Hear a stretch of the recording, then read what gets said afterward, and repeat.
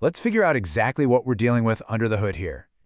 So, fundamentally, underfitting hits when your model just doesn't have enough parameters to grasp the complexity of your data. Or maybe the raw features themselves are just lacking any real signal. It's literally like asking someone to memorize an entire encyclopedia, but you've only handed them a single tiny sticky note to write on. They simply don't have the capacity for it. The dead giveaway that you're dealing with this, your training loss plateaus, and it plateaus way too high.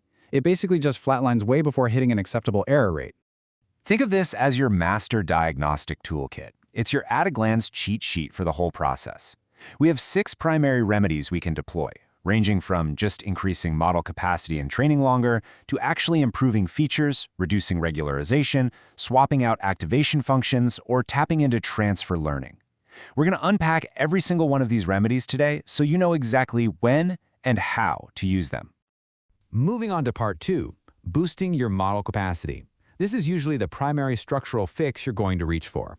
Because hey, if that sticky note is too small, you just need to buy a bigger notepad, right? That's the whole idea.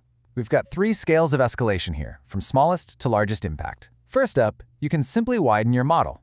Just add more neurons to existing layers. Maybe bump a hidden layer from 128 to 256 neurons. Second, if that doesn't cut it, add more depth. Take your hidden layers from 2 to 4. And third, if you're really stuck, it might be time to swap the architecture entirely. Like if you're hitting a wall analyzing images with a basic multi-layer perceptron, you almost certainly need to upgrade to a convolutional neural network. This is a brilliant example of the before and after of some major model surgery in PyTorch. In the before setup, you're trying to squeeze 784 inputs into a massive bottleneck of just 64 neurons. No wonder it's struggling to learn anything complex. But check out the after setup. We've widened that first hidden layer out to 256 neurons, and we've added a totally new intermediate layer of 128 neurons right before the output. We've massively multiplied the parameters. When you make a structural change like this, keep a really close eye on your training loss. You should absolutely see that plateau break and the loss start to plummet. Which brings us to part 3, time and better features. Sometimes you really don't need invasive surgery. You just need to give the model a little more time or just clearer instructions. Honestly, the simplest fix in the book? Just let the model train longer. Here's a quick mental checklist to see if you just need to bump your epochs from, say, 20 up to 100. If you hit your final epoch and that training loss is still pointing downwards, keep going. If your validation loss is also decreasing, meaning you aren't overfitting yet, keep going. And if early stopping hasn't triggered, yeah, keep going. Just one quick heads up though, if the loss is creeping down at an agonizingly slow pace, adding more epochs could take forever. In that scenario, you might want to switch to a faster optimizer like Atom to speed things up.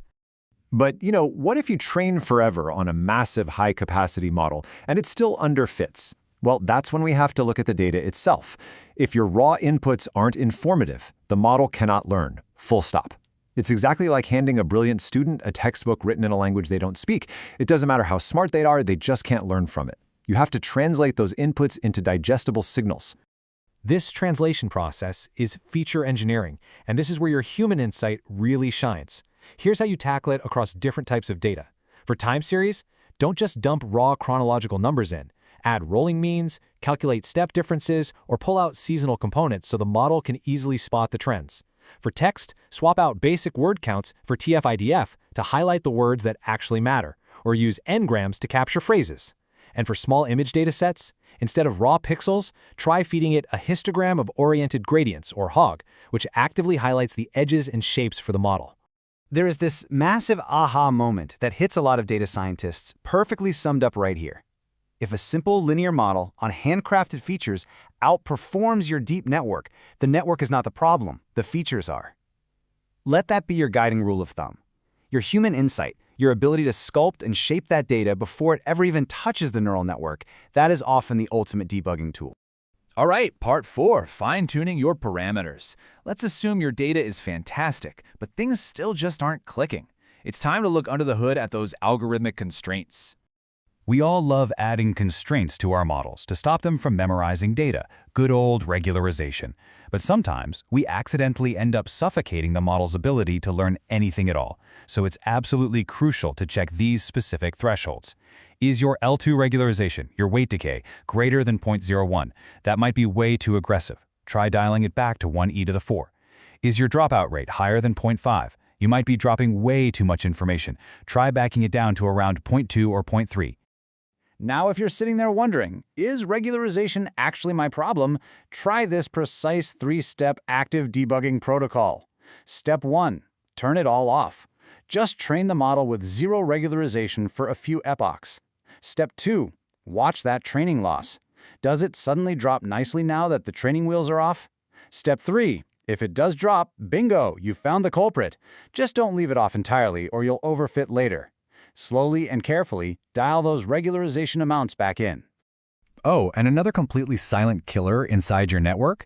Your activation functions. Specifically if you're building deep networks.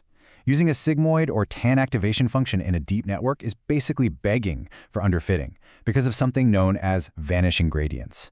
As the math flows backward through your layers, the learning signal gets smaller and smaller until it just vanishes. The early layers learn absolutely nothing. The standard instant cure for this? Swap that sigmoid out for a ReLU, or maybe a leaky ReLU. It preserves the gradient signal and gets your network actually learning again. And finally, Part 5, the transfer learning shortcut. This is our ultimate structural remedy for a very specific flavor of underfitting. Here is the golden rule, folks. Do not train from scratch on small data sets. If you only have, say, 1,000 photos, trying to initialize a convolutional neural network with random blank weights is a guaranteed recipe for underfitting. It's just going to output noise. Instead, you take a massive shortcut. You load up a pre-trained model, like ResNet 18, that has already spent weeks training on millions of images. You just chop off its very last predictive layer, replace it with a new layer tailored to your specific categories, and then you only fine-tune that new layer. And this works so beautifully because you're completely bypassing the data bottleneck. Think about it. That pre-trained model already has expert knowledge of fundamental patterns pre-installed. The early layers already know exactly how to see edges, curves, color gradients, all those complex shapes. You don't need a million images to teach it how to see the world anymore. You just need a few hundred images to teach its final classifier the difference between your specific categories. It's literally the ultimate cheat code against underfitting on small datasets.